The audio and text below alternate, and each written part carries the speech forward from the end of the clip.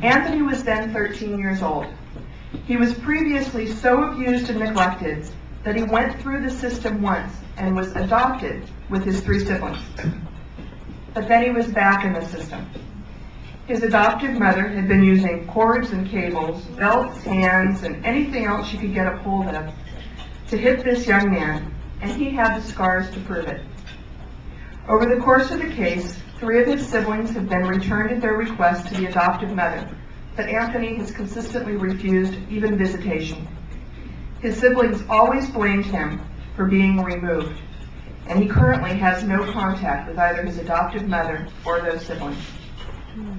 While Anthony has been horribly abused, it has created a young man that is difficult to work with. He has been kicked out of multiple placements. He was on legal medications and not so legal medications. He was having difficulty in school, and he was involved in the delinquency system.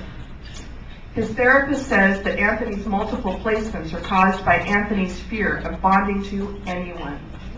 He is a difficult young man to work with and a difficult young man to help.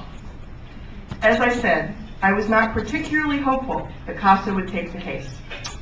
But Dolores Judge, Casa extraordinaire, an experienced, very experienced Casa, looked at this young man, ignored many of the things that would have said to someone else, forget it, it's too difficult, and she said, yes, I'll help him.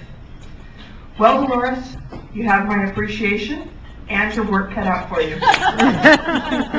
Dolores has only been on the case for a few months, but in that period of time, she has worked with Anthony's education attorney to get this young man on the right track academically. Although Anthony was at one time achieving academically, that's no longer the case. Dolores believes that his depression has masked his academic achievement. The school district certainly wanted to place him in a school that would not meet his academic strengths. Dolores saw how inappropriate that was, and she has worked hard to reverse that course. Now, she only has to deal with helping him find a permanent family, keeping him out of the juvenile delinquency system, finding the right psychotropic medications for his diagnosis, and keeping him from self-medicating. Well, this seems a daunting task in all. This retired sheriff's deputy and Casa of 12 years has willingly taken it on, and always with a smile on her face. She has the experience and the desire to turn it around for this young man, given the experiences and successes of her previous cases. She is willing to work with and for this young person, who seems rather hopeless to others.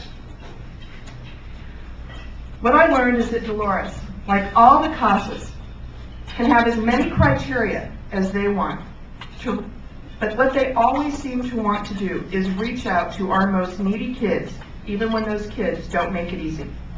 So Dolores, you have my thanks, and Anthony's, although it'll probably take him a few years to say it. Thank you, and good luck.